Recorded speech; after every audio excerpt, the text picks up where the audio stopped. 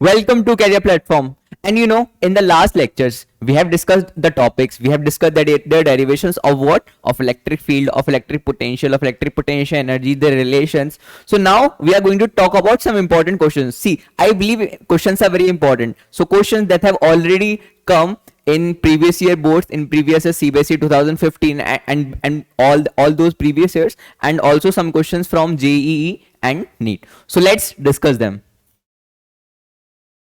So here you can see some of the important questions. Look, so let's discuss the very first question. See, what is the first question saying? What is the amount of work done? यानी हमने कितना काम किया in moving a point charge, in shifting a point charge around a circular arc of radius r. So let's draw a circular arc. Suppose this is the arc, right? This is the center, and here is the radius r. At the center of which another point charge is located. See, what is the work done in moving a point charge? So it means there is a source charge. There is a source charge called capital Q. Is that okay? Okay. So now what we are doing is this R, R, R, R, R, R, R, R. Okay. And this is charge Q naught, Q naught. So basically we are shifting the charge Q naught, right? So here, what we are doing? As we know around us, see, this is the point. हमें इस charge को यहां से यहां ले जाना है. तो बेसिकली जो डिस्टेंस है, हमने पोटेंशियल में क्या फॉर्मूला पढ़ा था? पोटेंशियल का फॉर्मूला क्या होता है? 1/4πε0 Q अपॉन R. सो उसमें जो R है, अगर हम यहां से बात कर रहे हैं तो यहां पे भी वो डिस्टेंस क्या है? R. यहां पे क्या वो R प्लस समथिंग हुई या फिर R माइनस समथिंग हुई? यहां पे भी वो क्या हुई? आर ही रही. यहाँ पे आर प्लस समथिंग या r minus something, same r ही रही, आर ही रही, आर ही रही, आर ही रही. सो इफ सपोज यहाँ पे जो मेरा वोल्टेज है उसकी वैल्यू मेरी अगर 5 वोल्ट है, तो यहाँ पे मेरी वैल्यू क्या होगी? 5 वोल्ट. यहाँ पे वैल्यू क्या होगी? 5 वोल्ट. यहाँ पे वैल्यू क्या होगी? 5 वोल्ट. यहाँ पे वैल्यू क्या होगी? 5 वोल्ट. और सिंस मेरा पोटेंशियल क्या होता है? एक तरीके का वर्क डन होता है, यानी मैंने कितना पोटेंशियल चेंज हुआ, तो मैंने कितना वर्क डन किया एक चार्ज को एक पॉइंट से दूसरे पॉइंट तक शिफ्ट करने में. तो यहाँ पे क्या हुआ? यहाँ पे तो पोटेंशियल सेम है. क्या है? हर जगह पोटेंशियल सेम, और पोटेंशियल सेम होने की वजह से so the work done, what will the work done? The work done will be 0.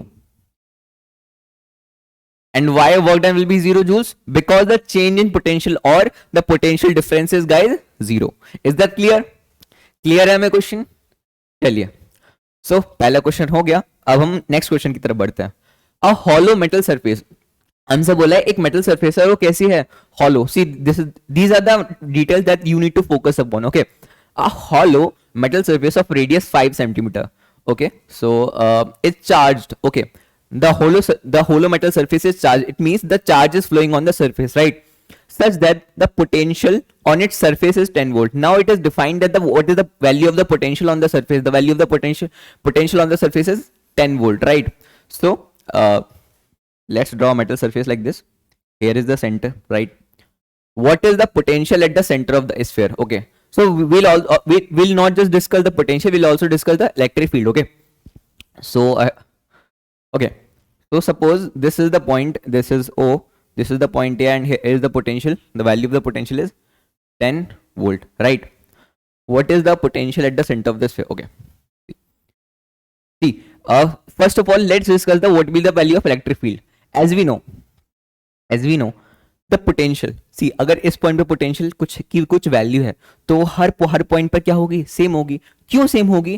क्योंकि अगर हमने यहाँ पे चार्ज लिया, अगर हमने सेंटर में इसके चार्ज रख दिया, तो हर पॉइंट पर क्या कहते हैं, जो मेरी पोटेंशियल की वैल्यू क्या हो जाएगी? सेम हो जाएगी. और सी, what is basically potential difference? Potential difference is when you are shifting a point charge from one place to another place where there is a potential difference. The potentials are not same where there is a potential difference. Since the potential is same across the metal surface, जिसकी वजह से क्या होगा?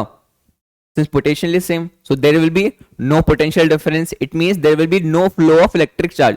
There will be no flow, completely no flow of electric charge. जिसकी वजह से क्या उसमें इलेक्ट्रिक फील्ड होगी? क्या उसमें इलेक्ट्रिक फील्ड होगी? See, okay, so in this we'll discuss the electric field. Okay, so what is the value of electric field? The value of the electric field is, guys, 0. And why it is 0? The value of electric field is 0 because since the potential is outside, so जिसकी वजह से there will be no potential difference and no potential leads to no flow of charges, and no flow of charges it means there was never a source of electric field. Okay, so this is about the second question, guys. So let's move ahead. Third is, why is it safer to sit inside a car? कि car में बैठना safe क्यों होता है during a thunderstorm, यानी जब आंधी आती है या फिर क्या कहते हैं बिजली कड़कती है, तो तब हमें क्या कहते हैं जो कार है उसमें बैठना सेफ क्यों माना जाता है. इस चीज को डिस्कस करते हैं. Suppose this is your car. Okay,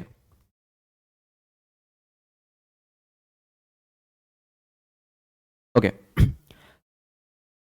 अब मान लेते हैं कि यहां से क्या कहते हैं बिजली कड़क रही है. ठीक है,